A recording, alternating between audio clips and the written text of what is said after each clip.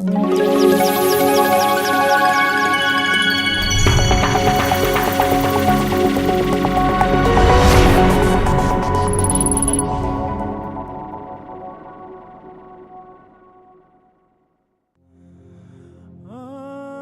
өмір сүріп отырған қоғамымызда мүмкіндігі шектеулі жандар баршылық. Ол кісілердің тәнінде кемшілік бар демесеңіз, ой санасы сау адамдардыкінен еш кем емес. Басқа адамдарда бар жүрек, ақыл, көрік оларда да бар. Оларда ғашық болады. Олар да отбасын құрып, балалы шағалы болулар келеді. Бірақ бұндай қадамға баруға көбі жүрексініп жатады. Немесе жақындары қарсы болады. Біз бір нәрсені ұмытпауымыз керек. Барлық адамның бақытты болуға хақы бар. Және барлық нәрсе Алла тағаланың қолында. Ешқайсымыз ертеңіміздің қандай боларын білмейміз. Бойындағы кемістігіне қарамастан отбасын құрып, бақытты өмір кешіп жатқан жандар қаншама. Солардың бірі Асыл Рахымжан бауырымыз.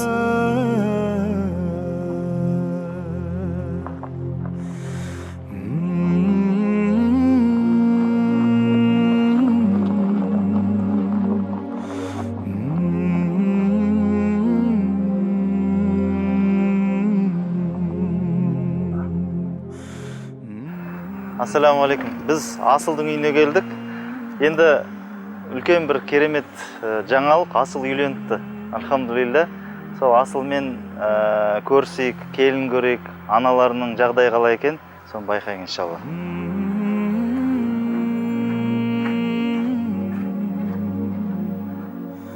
Ассаламу алейкум. О, машалла, баракалла. Асылге қалайсың?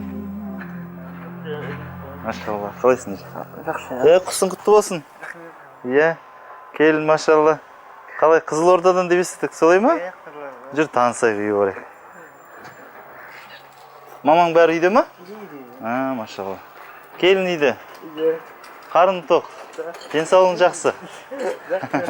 Машалла. Мына жеріне көтерілеміз ба? Машалла. Ал, кеттік. Келдік. Ассаламу алейкум. Асылдың асыл арманы орындалды. Бір басы екеу болды. Өмірден сыңарын тапты. Аллаға шүкір, пайғамбардың саллаллаху алейхи уассалам сүннетіне сай амал етіп, дінінің жартысын түгендеді. Мен ең бірінші Асылды сол Асыл телеарнасынан көргенмін. Содан ойлағам енді иманына қатты қызықтым да, содан ВКонтакт арқылы Асылды іздедім. Сөйтіп Асыл Рахымжанов деп іздегем, осы шықты. Сөйтіп екеуміз сөйлесіп, танысып кеттік. 5 айдай араластық. Иә, желі арқылы 5 ай араластық. Сол 5 айдан кейін уже Асыл маған үйленесің ба деп осылай ұсыныс жасап, мен әке-шешеме көрсеттім. Әке-шешем маған ең бірінші әкем айтқаны, мен барлық адамдарды анау мүгедек, мынау сау деп бөлмеймін. Бәріміз Аллахтың алдында теңбіз, сондықтан үйленем десең қарсы емеспін. Барып көріп келді. Мен өзім Алматыға, Қызылордадан келіп, Асылды көрдім. Көріп, содан кейін өзім шешім қабылдадым. Үйдегілерге де айттым. Үйдегілер де ең алдында Аллахтың алдында дәрежем үшін ғой деп олар да қуанды. Сөйтіп Асылға бір айдан кейін сол июль айында үйлендік екеуміз. Алланың қалауымен. Сол қазір біргеміз, тұрып жатырмыз. Күмісай Қызылорда облысы Қазалы ауданының тумасы. Орта білімі бар, заңгер. Ұшқын мүгедектер құқығын қорғау және жәрдем беру қоғамдық бірлестігінің оқытушысы болған. 6 ағайынды, үйінде 2-ші бала. Менің мүмкіндігім шектеулі. Негізі анам айтқан 4 жасыңдан бастап бір жағдай болды деп, бірақ мен оны сұрамаппын. Кейін өсе келе уже аяғым ауырып, көп жерге жүре алмай, уже сондай болғаннан кейін барып мен сұрадым да, маған не болды деп. Сол кезде анам айтқан, сен 4 жасыңдан бастап осылай ауырасың, аяғың ауырады сенің. Мына тізелерің, мына екі тізең ауырады, сондай кезінде жарақат болған деген. Содан кейін осы қазір неше жыл болды? 15 жыл болды ма? 16 жыл болды, мен сол инвалид мүгедектікке шықтым. 2-ші группамын қазір. маған бірнеше рет ота жасалды аяғыма. Мен ойлаған біріншінде асыл маған өте қиындық тудыратын шығар деп. Бірақ келіп өзім... Қай жағынан қиындық тудырды? Енді жағдай енді көзге көрініп тұр, иә. Қол аяғы болуыңызға тура келді ғой? Иә. Соны ойладыңыз ба? Иә, сонымен енді сондай қиындық бола ма деп мен біріншінде қорықтым. Содан кейін Аллахқа тәуекел еттім да, бірден сол жерде енді үйленсек, уже мен саған келісем деп сол жерде үйленуге шешім қабылдадық. Содан кейін асыл маған құда түсіп келді. Мұсылман адам үшін ұлы Аллаға және оның сүйікті пайғамбарына деген махаббаттың орны ерекше. Сонымен қатар адамға деген ғашықтық та табиғи сезім. Ол кеудесінде дүрсілдеп тынымсыз соғып тұрған жүрегі бар жандардың бәріне тән қасиет. Асыл келін алуға қалай бел будың? Келін алуға? Енді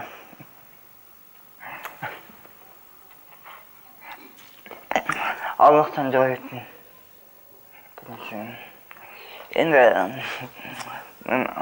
Аллахтан дұға еттім. Мысалы жан пұрлығында сөйлеуден постоянно дұға еттім. Жаңбыр жауғанда? Жаңбыр жауғанда кетсе қабыл болады деген. Сол осы тілеудің қабыл болады.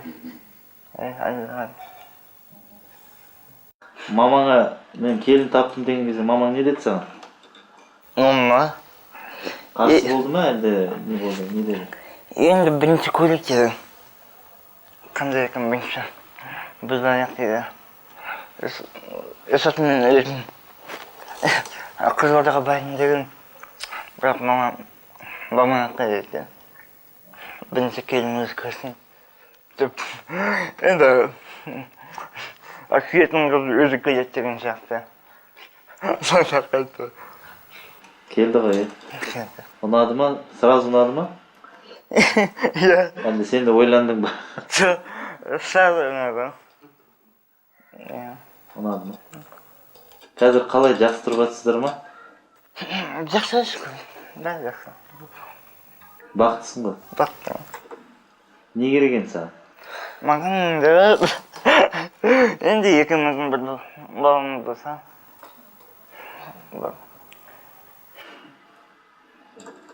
Өткен жол кездескен кезде, иншалла жаннаттық болсам дейтін. Енді баламыз болса. Енді мақсатымда жаннатқа бару. Енді бала болса да болмаса да қасында барса да. Асылда үйленеді деп, енді басында сеніңкіремедік. Енді жүре алмағаның үйленбейтін шығар деп. Артынан енді Күмісай өзі келіп, екеуі қосыламын мен Асылдыға. Әкем рұқсат берді дегеннен сен уже сендік, уже аян құдалыққа да барып келдік. Асыл екеуі бақытты болса болды, ең бастысы. Екеуі әңгімелесіп, сырласады. Енді жалғыз отырғаннан гөрі екеуі бірге енді бақытты болса болды екеуі. Әйтеуір чайын беріп, тамағын беріп, беті қолын жуып, әйтеуір қарайласады. Мен енеме үлкен рахмет айтар едім. Осындай Асылды өсіріп, осындай кем болса да ешкімнен кем қылмай Асылды өсіріп, маған дайындап қойғанда. Мен енеме көп-көп рахмет айтар едім. Менің енем негізі өте жақсы адам. Өте жақсы кісі. Көп аналардың қолынан келе бермейтін істер жасайды баласына. Мен соған разымын. Қаншама қол аяғы бүтін жандар шүкіршілікті ұмытып, мешітке баруды ар санап, ойын-сауық клубтарынан шыға алмай жүр. Ал өмірдің сынағына мойынсұнып, әр күннен үміт күтіп жүрген бұл жұп бар уақыттарын сауапты істерге, Алла разылығына жетуге арнауда. Біз Асыл екеуміз көбінесе Құран оқимыз. Өйткені Аллах Тағала Құранда шипа бар деген. Біз сол Құранды оқимыз көбінесе. Сол көбінесе отқан кезде сол аяқ қолын массаж жасап Құран оқып отырамыз. Көбінесе Асылға тимеу сол. Ал былайша жуындырамын, тамағын беремін, шайын беремін, киімін жуамын. Мысалға. Сол әйелдік, еркектің алдындағы міндеттерін орындаймын. Сол роликте көрдіңіз бе? Дәрет алғызамыз да. Дәрет алғызып, жуындырып, намаз оқимыз екенбіз. Сол дәрет алғыздық, намаз оқыдық. Қазір енді дәретті сіз алғызатын шығарсыз, е? Әрине алғызамын. Ал екінші қолында кел. Ең бірінші сүннет бойынша сол қолын жуамыз. Дәрет алған рахат, иә? Жақсы. Асыл мен Күмісайға қарап отырып, отбасын құрудағы негізгі мәселе жүрек жарасымдылығы, ішкі үйлесім екеніне көзіміз анық жетті. Бұл отбасының құрылуы Алла тағаланың нығмет екені, мейірім екені сөзсіз. Оған дәлел қасиетті Құранның мына аяты. Әрі сендердің тыныштық, тыным тауып, орнығуларың үшін өздеріңнің жұбайлар жаратуы, және араларыңда сүйіспеншілік пен мейірім жанашырлық пайда етуі де оның белгілерінен. Ақиқатында мұнда ойланып, ақылға салатын адамдар үшін дәлел ғибраттар бар.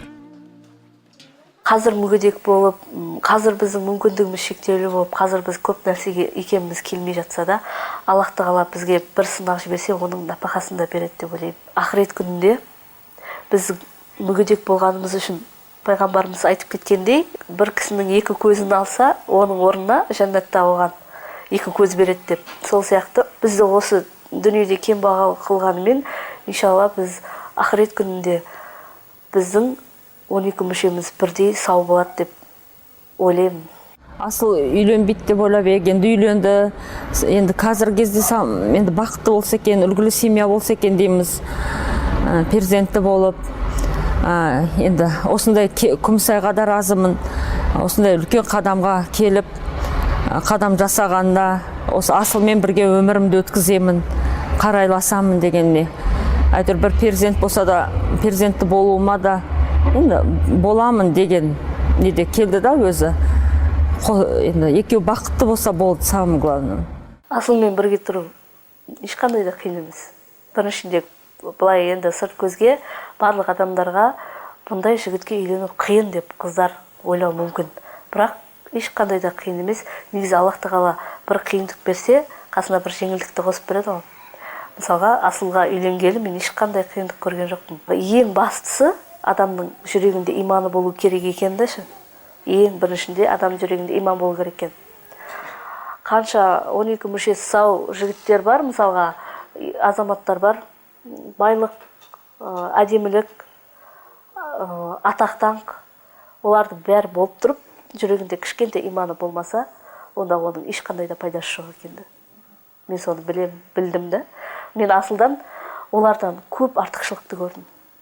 Аяқ қолы жасамаса да, дұрыс сөйлей алмаса да, ол барлық нәрсені жүрегімен жеткізеді. Сондай мінезі көркем, жүзі нұрлы, жүрегінде иманы бар. Мен үшін ең төбеме көтеретін еркек деп айтсам болады. Асылды. Енді қазір еркелетіп қоямын, мен жәннатым деп.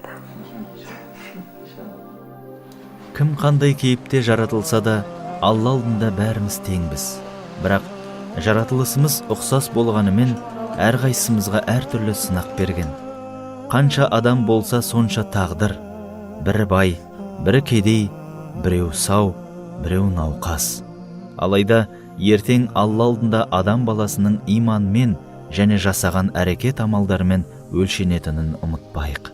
Жаратушы иеміз жанның мүгедектігінен сақтағай.